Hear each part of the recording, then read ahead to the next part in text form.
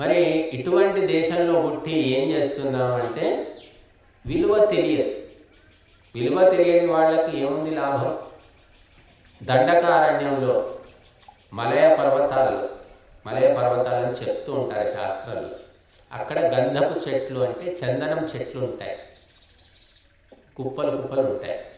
ఆ మలయ పర్వతాల్లో ఉండే ఆదివాసీ అంటే వీళ్ళు ఉంటారు, ఆటవికులు అంటాం మనం.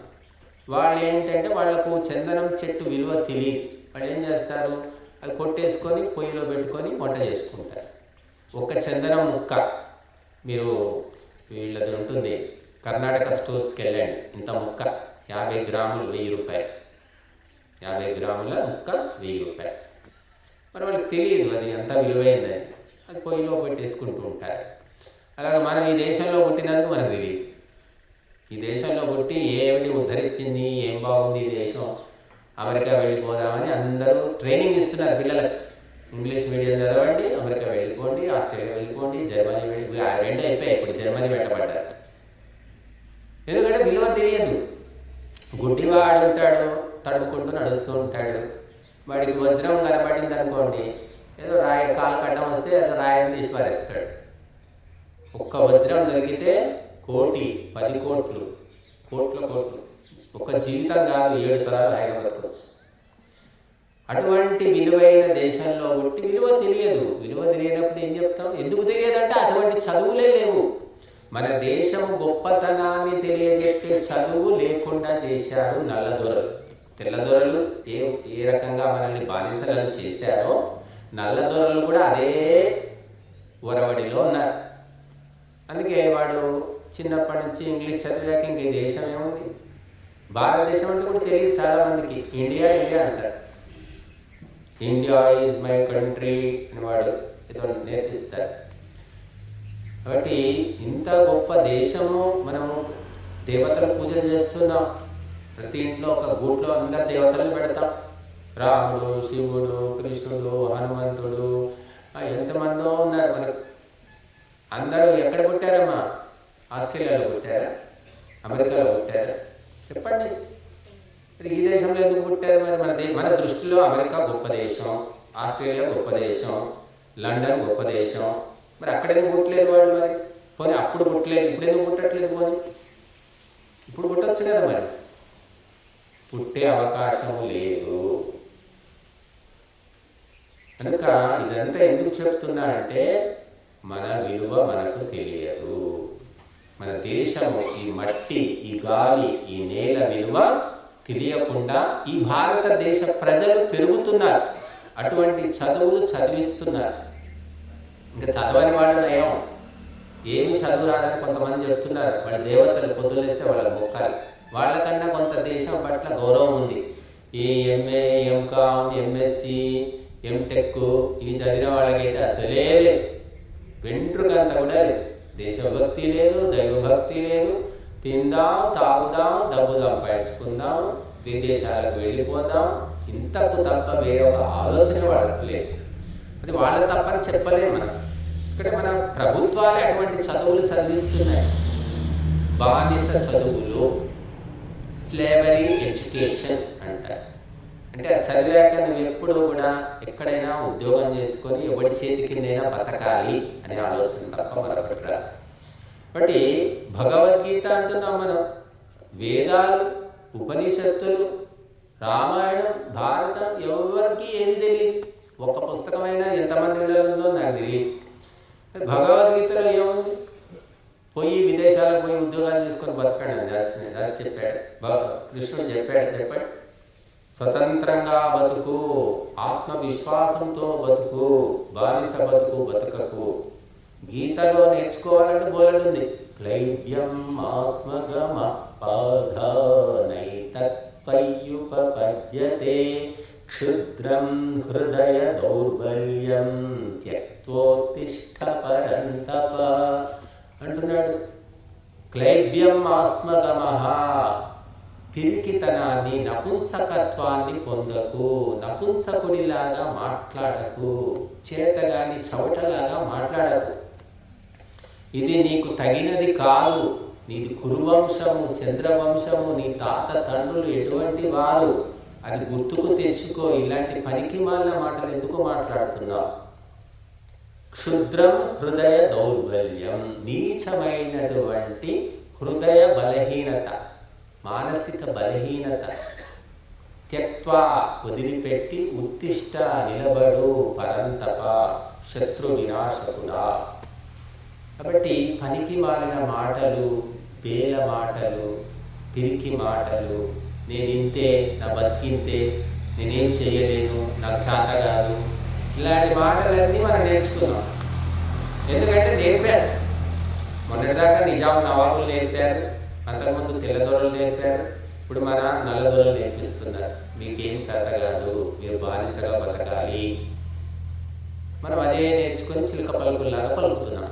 అందుకే భగవద్గీతలో అర్జునుడు క్షత్రియుడు, శ్రీకృష్ణుడు ఉత్తమ క్షత్రియుడు.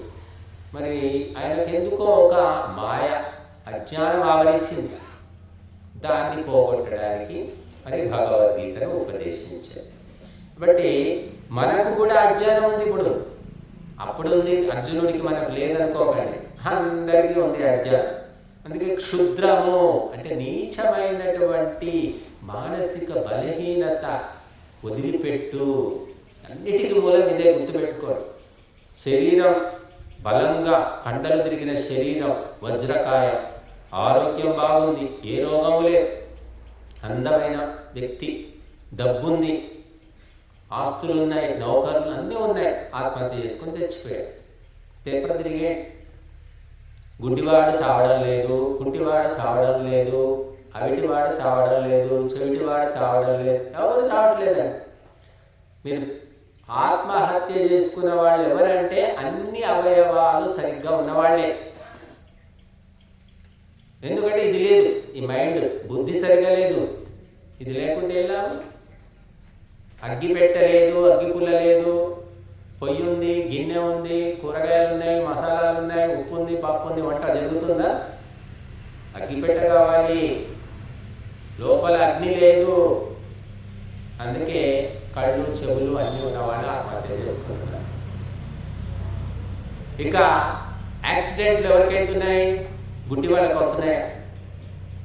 కళ్ళు ఉన్న వాళ్ళకి యాక్సిడెంట్లు అవుతున్నాయి, కాళ్ళు ఉన్న వాళ్ళకి అవుతున్నాయి.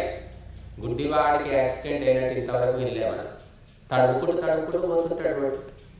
ఎలా కనిపిస్తుంది, ఎవరు నడిపిస్తున్నారు అంటే అది ఆత్మవిశ్వాసము, ధైర్యము, వ్యక్తిత్వము, సంస్కారం. అది లేదు కాబట్టి అన్నీ ఉండి ఆత్మహత్యలు, హత్యలు, లేకపోతే యాక్సిడెంట్. బట్టి నాకు లేదు లేదు లేదు అని ఆలోచిస్తున్నావు. ఉన్నది గుర్తించే తెలివి లేదు.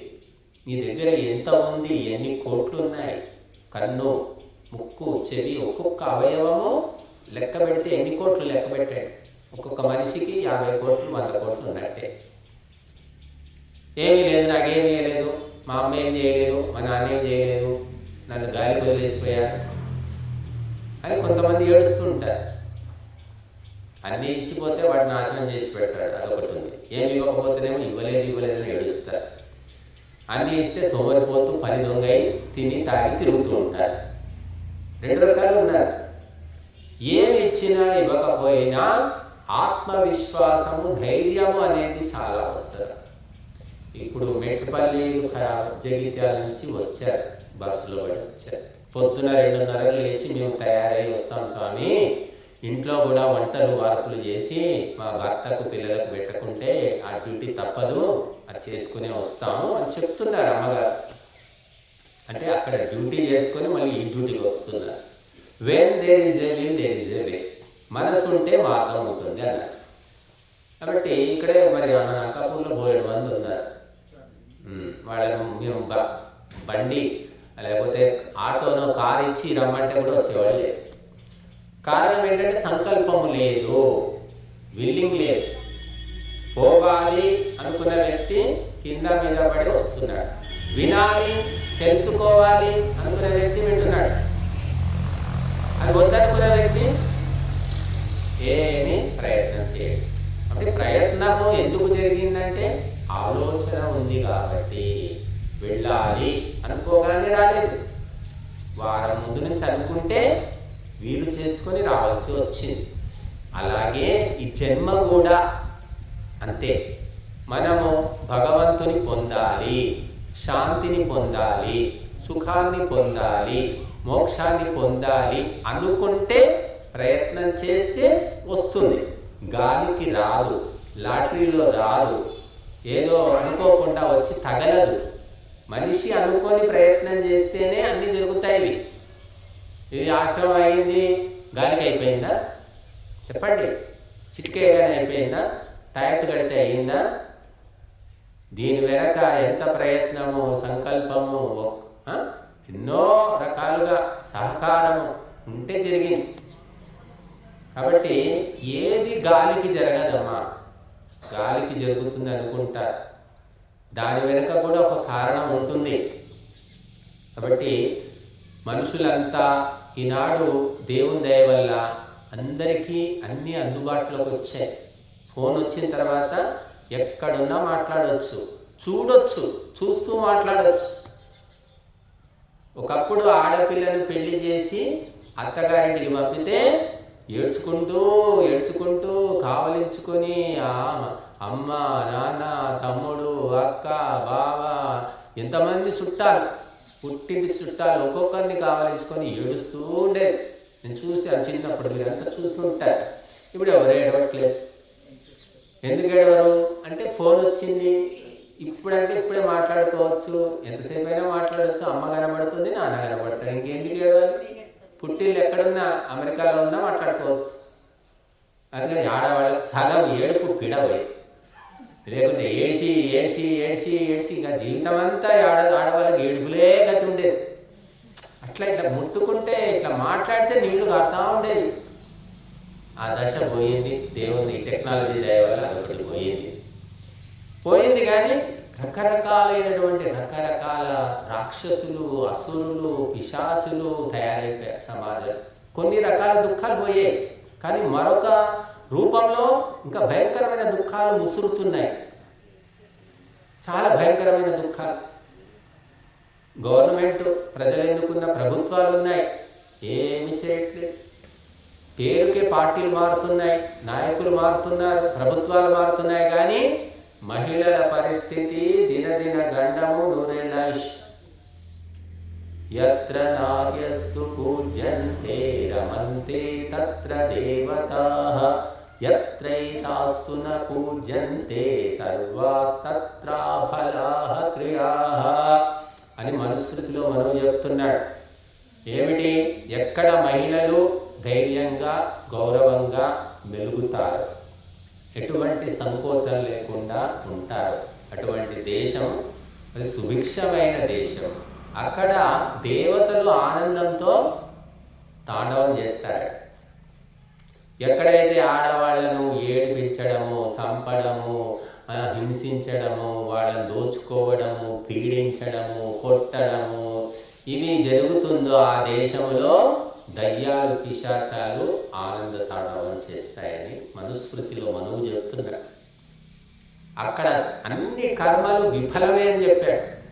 ఆడవాళ్ళని ఏడిపించినటువంటి వ్యక్తులు కానీ, కుటుంబాలు కానీ, మరి దేశాలు కానీ ఎవ్వరూ బాగుపడ్డట్టు చరిత్రలో లేదు. కానీ దినదినం పెరుగుతున్నాయి. టెక్నాలజీ ఎంత పెరిగిందో మహిళల వేధింపులు అంతగా పెరుగుతున్నాయి. ఎంతవరకు పెరిగాయంటే చిట్ట చివరికి గృహహింస చట్టం అనేది వచ్చింది. గృహహింస చట్టం అండి, ఎంత భయంకరమైన పరిస్థితి ఆలోచించండి. చట్టం ఎందుకు అవుతుందంటే సమస్య పెరిగితే చిట్ట చివరికి ఇక చట్టం చేయవలసి వస్తుంది. బయట వీధిలో పోతే రోడ్డు మీద వాడెవడో వెంటబడ్డాడు, తిట్టాడు, వేధించాడు అంటే అర్థం ఉంది, ఎవడో వాడు ముక్కు మొహం తెలవనోడు. కానీ ఇంట్లో గృహహింస అంటే తల్లి, తండ్రి, అత్త, మామ, భర్త, మరిది, ఆడబిడ్డ వీళ్ళు చేసే హింస అన్నమాట. తల్లిదండ్రి హింస అది తక్కువ అనుకోండి, వాళ్ళు హింస చేస్తే ఎవడు బతకలేడు అనుకోండి. ఈ అత్త, మామ అంటే అత్తగారింటికి పోయిన తర్వాత స్టార్ట్ అవుతుంది అన్నమాట. ఆ హింసను నిరోధించడానికి చట్టం చేయవలసి వచ్చింది. చట్టం చేస్తే ఏం లాభం? చట్టం కొంతమందికే చుట్టం, అందరూ వాడుకోవట్లేదు.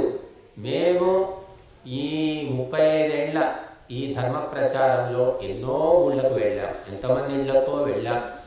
ఎక్కడ పోయినా ఒకటే అర్థమవుతుంది, భరించే వాళ్ళు, ఓర్చుకునే వాళ్ళు, ఓపికన్న వాళ్ళకే ఇవన్నీ హింసలు జరుగుతున్నాయి. ఆడవాళ్ళు కానీ మగవాళ్ళు కానీ.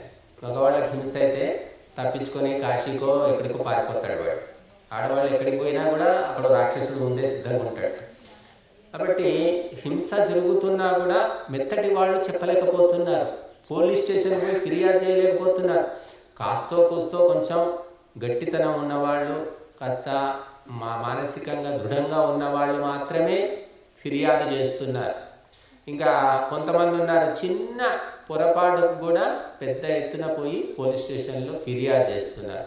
రోజంతా హింసలు పెడుతున్నా ఫిర్యాదు చేయని వాళ్ళు కూడా ఉన్నారు, భరిస్తూ ఉన్నారు. మరి ఏంటమ్మా ఎందుకు ఇట్లా భరిస్తున్నారంటే, ఇంకా ఏం చేయాలి స్వామీజీ అంటే వాళ్ళకు మానసికంగా ధైర్యం లేదు, ఎదుర్కొనే ధైర్యం లేదు, చెప్పుకునే ధైర్యం లేదు. అటువంటి వాళ్ళు బోలెడు మంది ఉన్నారు. ఇప్పుడు మహిళలు, పురుషులు కూడా ఈ మధ్య తయారయ్యారనుకోండి, తక్కువ.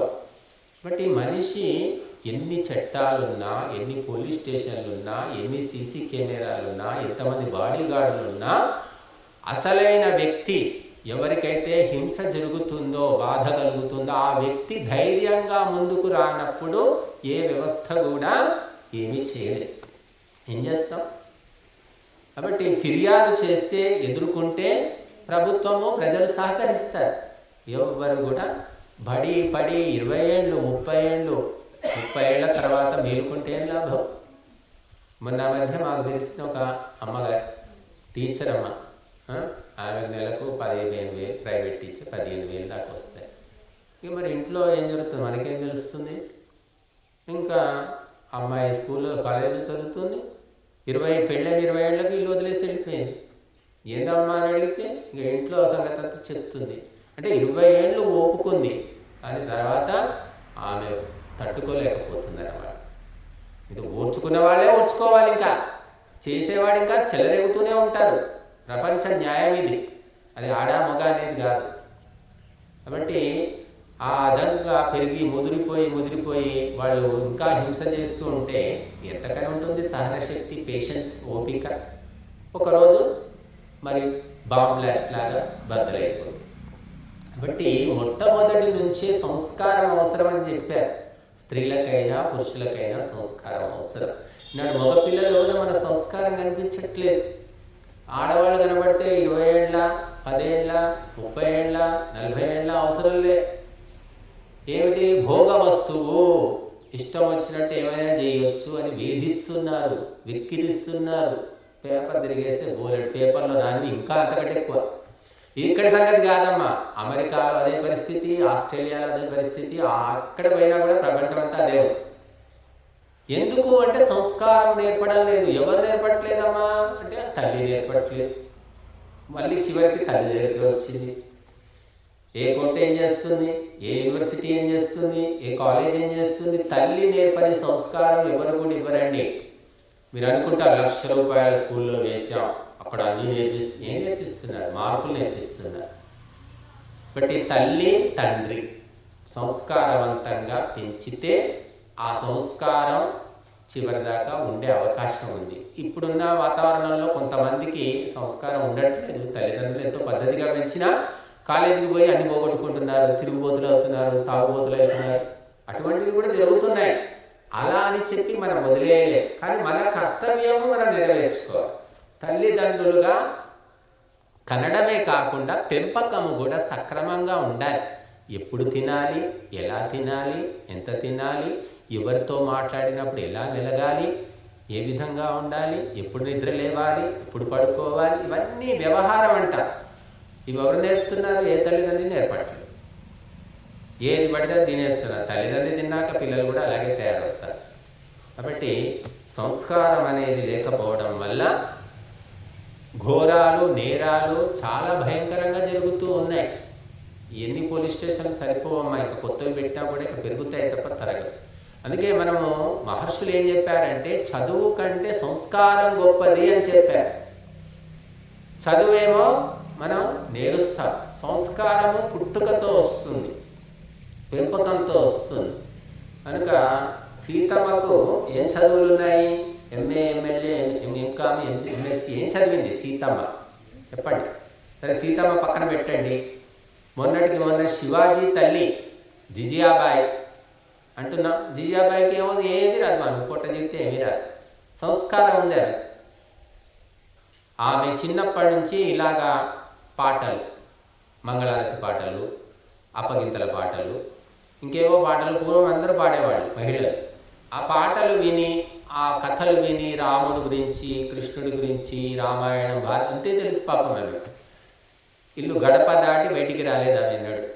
కానీ తన కొడుకును పద్ధతిగా పెంచేసరికి ఆ కొడుకే ఒక సామ్రాజ్యాన్ని స్థాపించాడు, మహా సామ్రాజ్యం. ఎవరైనా మామూలు మీలాగా ఒక మధ్యతరగతి మహిళ కోటీశ్వరురాగా పెద్ద చదువులు చదివింది అంటే ఒక తల్లి తలుచుకుంటే, చదువు రాని తల్లి తలుచుకుంటే చూడండి ఎటువంటి కుమారుడిని తయారు చేసింది. ఇప్పుడు తల్లులు ఏం చేస్తున్నారు?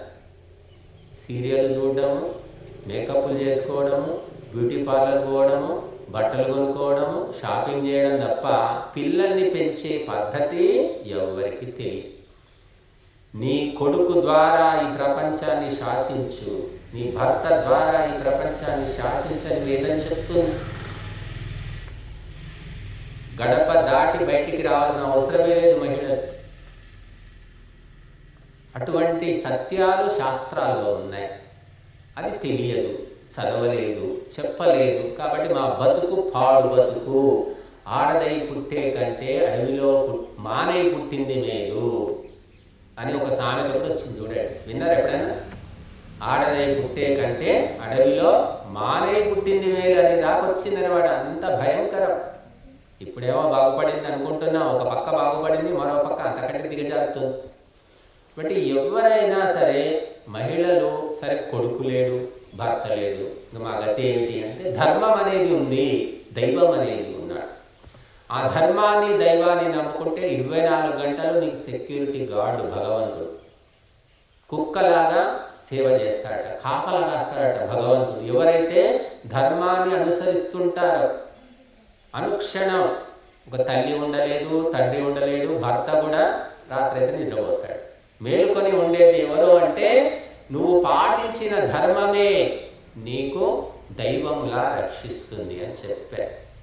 కాబట్టి మరి భారతదేశము అందుకోసమే ధర్మభూమి, వేదభూమి, కర్మభూమి. ఇక్కడ మనము వేదంతో, యజ్ఞముతో శాసించాం, ప్రపంచాన్ని శాసించాం. మనం ఇక్కడ చేసిన యజ్ఞము ప్రపంచం మొత్తానికి చెందుతుంది.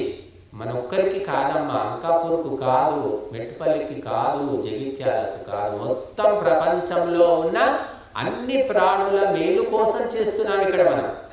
ఒక విశాలమైన ఆలోచన ఇది.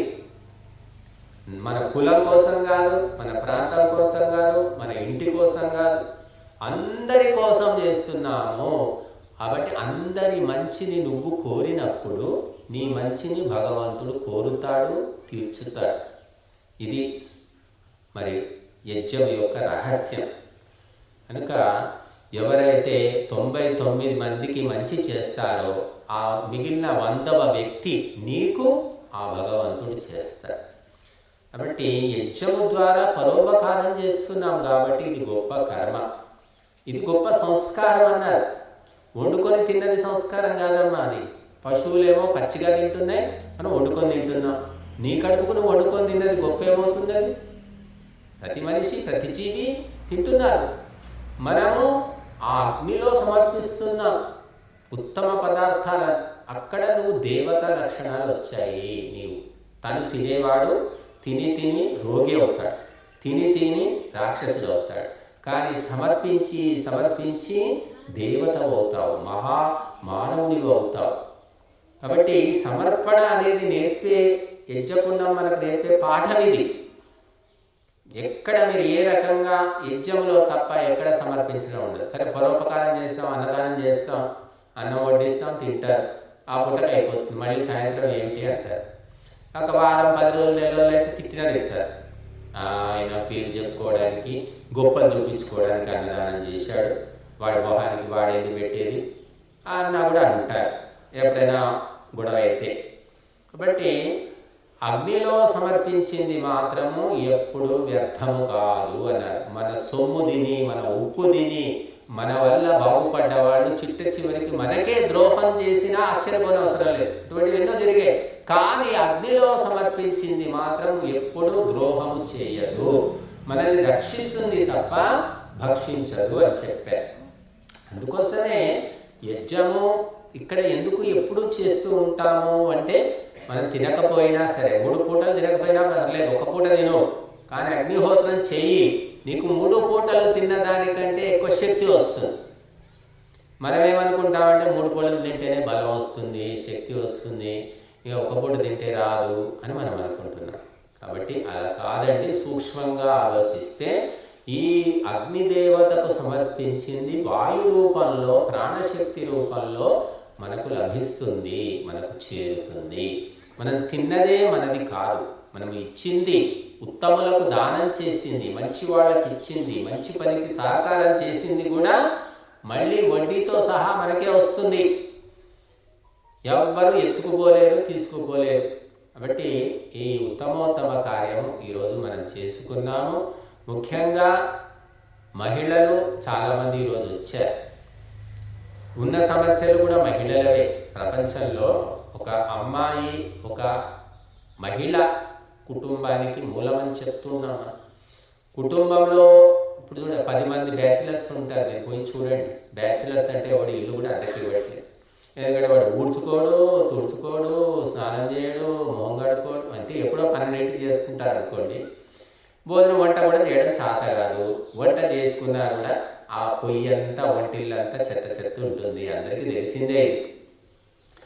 అదే ఒక్క ఆడపిల్ల ఉంటే 10 మందిలో, 100 మందిలో ఆ ఇల్లు రూపమే మారిపోతుంది.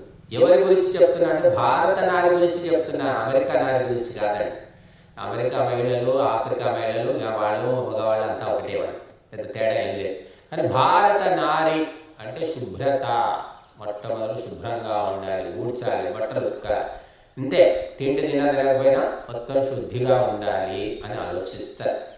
ఎందుకంటే గంగమ్మ యోషావా ఆపహ అని చెప్పారు. మనం స్త్రీలు అంటే గంగ యొక్క స్వరూపం అని చెప్పారు, భూమాత యొక్క స్వరూపం అంట. గంగ ఏం చేస్తుంది? అందరినీ శుద్ధి చేస్తుంది. అలాగే భూమాత స్వరూపం, భూమాత ఏం చేస్తుంది? అందరినీ మోస్తుంది, అందరినీ క్షమిస్తుంది. మనం భూమి మీద అన్ని పనులు చేస్తున్నాం, పాడు పనులన్నీ భూమి మీద చేస్తున్నాం. తింటున్నాము, పంటలు పండించుకుంటున్నాము, మలమూత్రాలు విసర్జిస్తున్నాము, తోడుతున్నాము, తవ్వుతున్నాము, మట్టి గుప్పలు గుప్పలు, గంపలు గంపలు ఎత్తుకుపోతున్నాం. అయినా భూమాత భరిస్తుంది. ఎప్పుడో వస్తుంది భూకంపం, అది ఎప్పుడో మనకు తెలియదు. వచ్చినప్పుడు మాత్రం మొత్తం నాగరికతలన్నీ కుప్పగూలిపోతాయి. అట్లా భూమాత కూడా సహనశీలి అని చెప్పారు. ఆడవాళ్ళు కూడా ఓపిక అని చెప్పారు. ఓపిక పట్టి పట్టి పట్టి పట్టి ఓ రోజు భూకంపం వస్తుంది. కాబట్టి 1000 ఏళ్ల నుంచి, 2000 ఏళ్ల నుంచి మహిళలు ఓపిక పట్టారు. అకృత్యాలు, దుర్మార్గాలు, పాపాలు, శాపాలు అన్నీ భరించి భరించి ఇప్పుడు మహిళలకు కూడా ఓపిక పోయింది. అందుకని మనం చూస్తూ ఉన్నాం కొంత వ్యతిరేకత, అధర్మానికి, అన్యాయానికి వ్యతిరేకత కనిపిస్తోంది. కొన్ని చోట్ల మహిళలు కూడా అధర్మము, అన్యాయం చేస్తున్న సంఘటనలు కూడా మనకు కనిపిస్తూ ఉన్నాయి. కాబట్టి భారతీయ మహిళ ప్రపంచంలోకెల్లా ప్రత్యేకమైనటువంటిది. మీరు ఏ దేశ చరిత్ర అయినా చూసుకోండి మీరు, కానీ భారతీయ మహిళ చరిత్ర మాత్రము చాలా విచిత్రమైనటువంటిది. ఎవ్వరూ మనకి ఇటువంటి వాళ్ళు కనిపించరు ఇప్పటికీ కూడా. మీరు అమెరికా పోతున్నారు కదా, చాలామంది కొడుకు ఉన్నాడనో కూతురు ఉందనో వెళుతున్నారు. అక్కడ మహిళలు ఎట్లా ఉన్నారు, మన మహిళలు ఎట్లా ఉన్నారు చూడండి, ఒకసారి వేరీ చేసుకోండి. ఆ మహిళ వంట చేయదు, అన్నీ కూడా ప్యాకెట్లు తెచ్చుకొని వేడి చేసుకొని తినడమే. మళ్ళాగా అన్నము, కూర, పప్పు, చారు ఇవన్నీ ఉండవండి. అవి ప్యాకెట్లలో ప్యాక్డ్ ఫుడ్ అని ఉంటుంది, అది తెచ్చి వేడి చేసుకొని తింటారు. కేవలం భారతదేశంలోనే మొన్న సర్వే చేసి చెప్తున్నారు, ఇది పేపర్లో వచ్చింది, నిన్న కాక మొన్న వచ్చింది. ప్రపంచంలోకెల్లా వేడిగా సమయానికి వండుకొని తినేవాళ్ళు కేవలం భారతదేశంలోనే ఉన్నారు. ఫస్ట్ మనది. ఏ దేశంలో కూడా ఇట్లా 3 పూటలు వండుకునే వాళ్ళు ఎవరు లేరు. ఒక పూట వండుకోవడానికి ఓపిక లేదు. ఎందుకు ఓపిక ఉండదంటే వాళ్ళు తినే తిండి మాంసాహారము రోజు తింటారు, తాగడము, భర్త తాగుతాడు, భార్య తాగుతుంది, ఇవన్నీ అడ్డమైన తిరుగుళ్ళు. ఇంకెక్కడి నుంచి ఓపిక వస్తుందండి? ఓపిక రావాలి అంటే సాత్వికమైన ఆహారం తినాలి, సంస్కారం ఉండాలి. ఇప్పుడు చూడండి, మన దేశంలో 3 4 ఇప్పటికీ కనేవాళ్ళు అంటూనే ఉంటున్నారు. విదేశాలు సంతానమే లేదు, కనే ఓపిక లేదు, పెంచే ఓపిక అసలే లేదు. కనండి అయ్యా కనండి, మీకు లక్షల రూపాయలు ఇస్తాము అని ప్రభుత్వం ప్రకటిస్తున్నా కూడా కనడం లేదు. వాళ్ళు ఓపిక లేదు. మరి పెంచాలంటే మామూలు విషయమా? మరి మన దేశంలో కంటునేవాళ్ళు కనేవాళ్ళు అంటున్నారు. ఇంకా 4 5 కన్నా కంటున్న వాళ్ళు ఉన్నారు. కొంతమంది ఒక్కరికే చాలే అనుకుంటున్నారు. కాబట్టి భారత నారి విశేషమైన భూమాత యొక్క శక్తి కలిగినటువంటి, ఈ భూమి ఎంతవరకు పవిత్రంగా ఉందో అప్పటిదాకా భారత నారి వంక పెట్టలేకుండా ఉండింది. ఎప్పుడైతే భూమిలో మనం ఏం వేసాం? ఫెర్టిలైజర్లు, పురుగుల మందులు, యూరియా, అమోనియా, ఫాస్ఫేట్, చెత్త చెదారం అంతా వేసి భూమాతను కలుషితం చేసేసాం. ఆ తిండి తిన్నాక మన బుద్ధి కూడా కలుషితమైంది, ఆడవాళ్ళకు ఓపిక పోయింది, మగవాళ్ళకి అసలే వేయకుండా పోయింది. కాబట్టి భూమాతను కలుషితం చేయకూడదు, చెడగొట్టకూడదు. చూడండి, మనం వాకిలి ఆవు పేడతోటి ఎంత వాకిలి చల్లేసి, కళ్ళాపి చల్లి, ముగ్గులేసి, రంగవల్లులేసి, పువ్వులేసి ఎన్నో చేసుకుంటాం మనం. మీరు మరి విదేశాల్లో ఇదేం లేదు అసలు. కనీసం గడపకు పసుపు రుద్ది బొట్టు కూడా వడిపెట్టాడు. క్రైస్తవులు మహమ్మదీయ మహిళలు బుర్కాలు వేసుకుని తిరుగుతారు పాపం. ఎప్పుడు ఎంత ఎండాకాలం అయినా సరే మొత్తం కళ్ళు ఒక్కటి కనిపిస్తూ ఉంటాయి. మొత్తం నల్లటి బుర్కాలు వేసుకొని తిరుగుతున్నారు అంతటా. మరి భారతదేశంలో భారతీయ మహిళలు బుర్కాలు వేసుకోమని చెప్పారు. సీతమ్మ బుర్కా వేసుకుందా చెప్పండి? రుక్మిణి వేసుకోలేదు, రుద్రమ్మ వేసుకోలేదు. ఎందుకంటే అది మన కల్చర్ కాదు. అది ఆడవాళ్ళను బుర్కాల్లో పెట్టి బంధించాలి అనేది తాలిబాన్ ఆఫ్ఘనిస్తాన్లో జరుగుతుంది. మరి మన దేశంలో అటువంటి పరంపర లేదు. కాబట్టి భారతదేశము ప్రత్యేకమైన దేశము. భారతదేశంలో ప్రజలు కూడా ప్రత్యేకమైన వ్యక్తులు. ఇది మనం గుర్తించుకోవాలి. గుర్తించుకోకపోతే ఏమవుతుందంటే పొయ్యి మందలో కలుస్తాం. దున్నపోతుల మందలో, గొర్రెల మందలో, గాడిదల మందలో పోయి కలుస్తున్నారు భారతీయులు. విదేశాలకు వెళితే ఏముంది అక్కడ? ఏమీ లేదు. విదేశాల్లో కల్చర్ లేదు, సంస్కృతి లేదు, సభ్యత లేదు, సదాచారం లేదు, ఏమి. డబ్బు ఒకటి ఉంది. డబ్బు ఉంటే అయిపోయిందా? డబ్బే ముఖ్యం అనుకునే వాళ్లకు ఏదైనా సరిపోయి గడుస్తుంది. కానీ మనము సభ్యత, సంస్కారం అంటాం, చాలా ముఖ్యమైనటువంటి. నేను కాలేజీలో చదువుకున్నప్పుడు ఈ ఆడపిల్లలు మగపిల్లలు చేయి కలిపే ఆ సంప్రదాయం ఇంకా రాలేదు మా కాలేజీలో నేను చదివినప్పుడు. ఇప్పుడు స్కూల్ నుంచే ఆడ మగ కలిపి చదివిస్తున్నారు. అప్పటి నుంచే లవ్ అఫైర్లు స్టార్ట్ అవుతున్నాయి. 5వ తరగతి నుంచే, 3వ తరగతి నుంచే. ఇది తప్పు. ఇలాంటివి చేయొద్దు. ఎందుకు కంబైన్డ్ స్టడీ చేయించాలి? ఆడపిల్లలకు వేరే స్కూల్ ఉండాలి, మగపిల్లలకు వేరే స్కూల్లో ఉండాలని ఏ తల్లిదండ్రి అనట్లేదమ్మా. అందరూ పంపించేస్తున్నారు. గుంపులో గోవింద అన్నీ అవకతవకలు జరుగుతున్నాయి. కాబట్టి మన కల్చర్ మనదేంటి? రాముడు ఎక్కడ చదువుకున్నాడమ్మా? గురుకులంలో చదువుకున్నాడు. కృష్ణుడు ఎక్కడ? గురుకులంలో. మరి సీతమ్మ ఎక్కడ చదివింది? సీతమ్మ పోయి రాముడు కృష్ణుడు చదివిన గురుకులంలో చదవలే వాళ్ళు. వాళ్ళ విద్య వేరే ఉండేది. ఇప్పుడు కలిపేస్తున్నాం మనం. కలపడం వల్ల బుద్ధులు చెడిపోతున్నాయి. మనం ఇక్కడ 3 ఏళ్ల కిందట క్యాంప్ పెట్టాం. ఇక్కడ ఆడపిల్లలు మగపిల్లలు ఇద్దరికి పెట్టాం. అంత చిన్నపిల్లలే, 5th 6th 7th లోపలే ఉన్నారు. కానీ అప్పటికే బుద్ధులు భ్రష్టు పట్టే. ఇక్కడ కూడా అన్ని పిచ్చి పిచ్చి చేష్టలు కొన్ని చేశారు. అందుకని కలిపి చదివించడము మనకు సంప్రదాయం కాదు, పరంపర లేదు. ఆడవాళ్ళు ఇటు పక్క కూర్చోండి, మగవాళ్ళు అటు పక్క కూర్చోండి. ఇంకా అమెరికాలో అదేం లేదమ్మా. అంతా ఒకటే సమానం అని మానవే పోతుంది. సమానం ఎందుకంటే మానం పోగొట్టుకోవడమే తప్ప ఏమీ లేదు. కాబట్టి ఎవరి ప్రత్యేకత, ఎవరి విశేషత వాళ్ళకు ఉండాలి. చూడండి, రామాయణము భారతం చదవండి మీరు. సీతమ్మ, కైకేయి, కౌసల్య, సుమిత్ర వీళ్ళంతా ఎక్కడ ఉండేవాళ్ళు? అంతఃపురంలో ఉండేవాళ్ళు.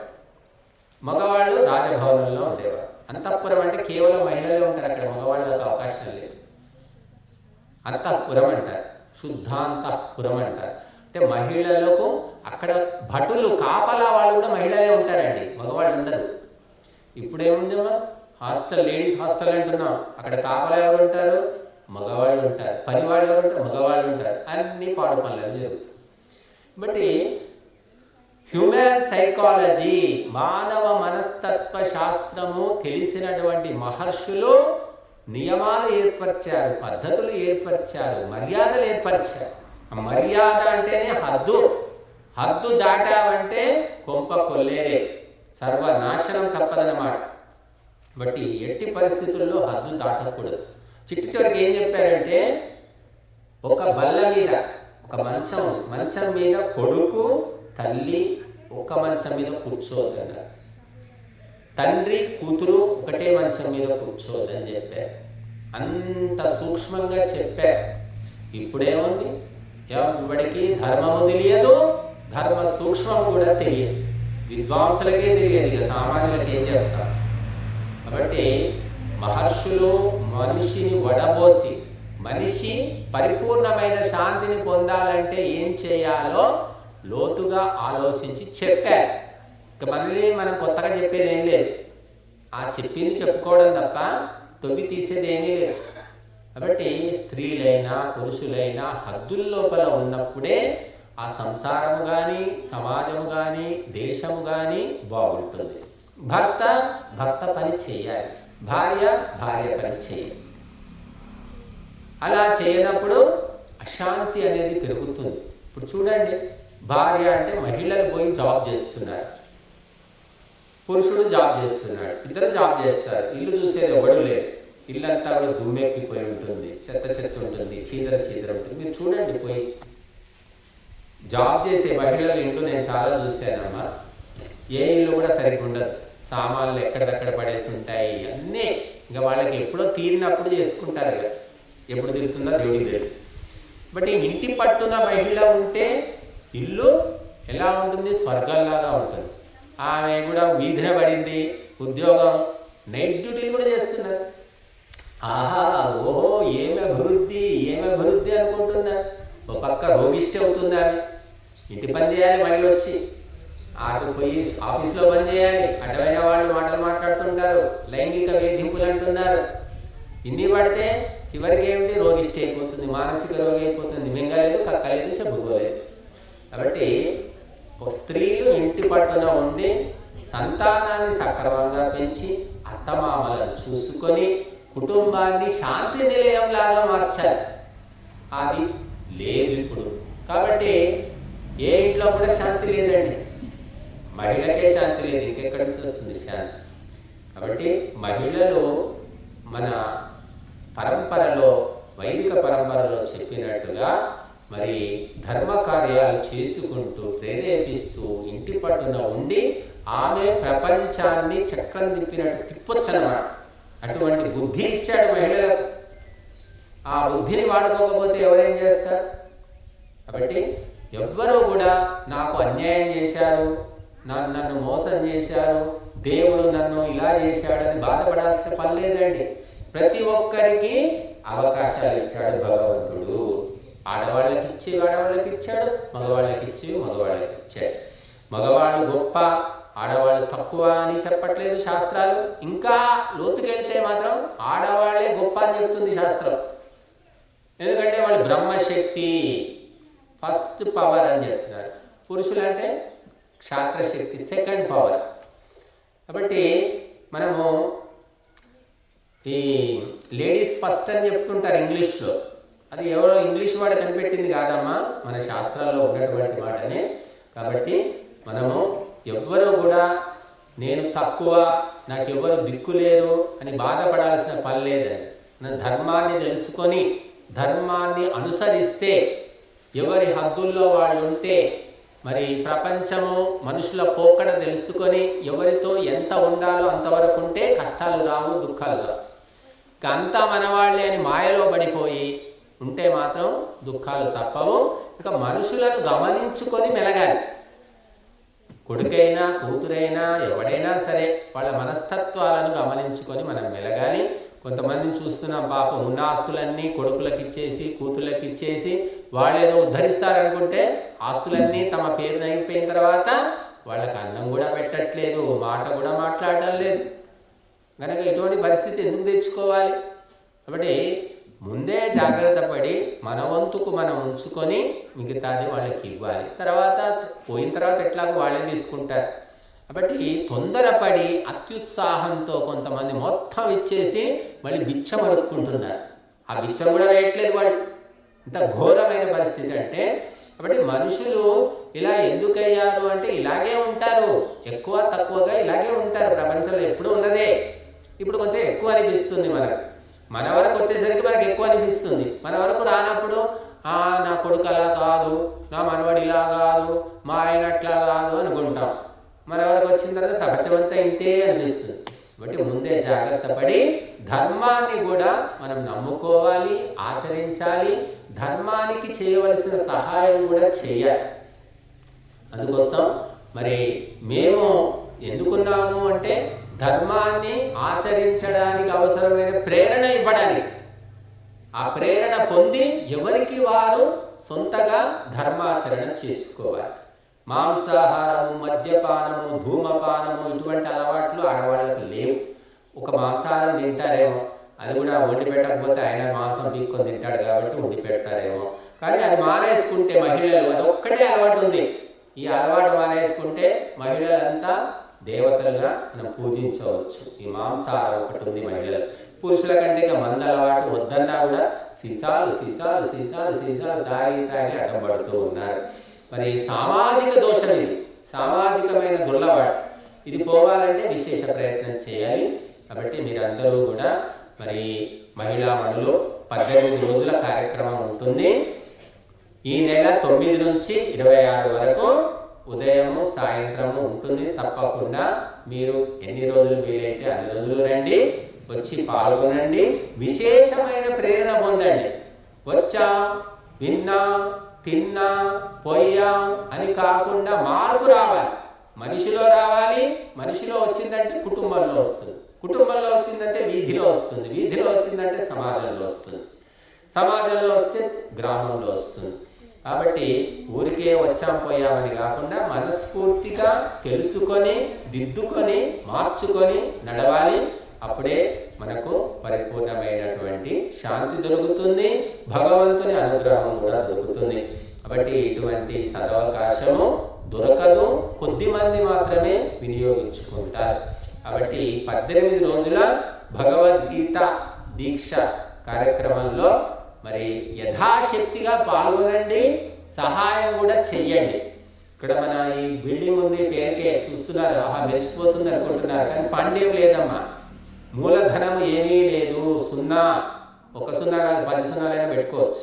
ఇక్కడ ఏమీ లేదు. ఇప్పుడు మన కార్యక్రమం జరగాలంటే భక్తులు ఇచ్చిన సహాయంతో జరుగుతుంది, ఇంకంతే. కాబట్టి యథాశక్తిగా మీరు సహాయం చేయండి, చేయించండి. ఏ రకంగా చేసినా పర్వాలేదు. అన్నదానమా, వస్తుదానమా, ధనదానమా, ద్రవ్యదానమా, ఏదైనా పర్వాలేదు. కాబట్టి ఎంతగా చేస్తే, దీపంలో ఎంత నెయ్యి పోస్తే అంతగా అది వెలుగుతుంది, అంతసేపు వెలుగుతుంది. నెయ్యి తక్కువైతే ఆ ఒత్తి కాలిపోతుంది, ఆరిపోతుంది. కాబట్టి ధర్మ దీపాన్ని వెలిగించాలి. ధర్మము మంచిది అని మొక్కితే సరిపోదమ్మా. గోమాత గోమాత అని మొక్కితే అయిపోతుందా? పుణ్యం వస్తుందా? దాన్ని గడ్డి వేయండి, పండ్లు పెట్టండి, సేవ చేయండి, రక్షించండి. తులసి చెట్టు తులసి మాతను మొక్కుతాం, చుట్టూ ప్రదక్షిణలు చేసి మొక్కితే అయిపోతుందా? చెప్పండి. నీళ్లు పోయాలి, ఆ తులసి చెట్టుకు రక్షణ చేయాలి, కంచె వేయాలి. అట్లాగా విద్వాంసులు, స్వాములు, సన్యాసులు ఎందుకోసం ఉన్నాం? ధర్మం కోసమే ఉన్నాం. మాకు సహాయం చేయండి, ఆర్థిక సహాయము లేదా సేవ కూడా చేయొచ్చు. ఇక్కడ ఎవరు లేరమ్మా, పనివాళ్ళు ఎవరు లేరు. పనివాళ్ళు అంటే మళ్ళీ జీతాలు ఇవ్వాలి.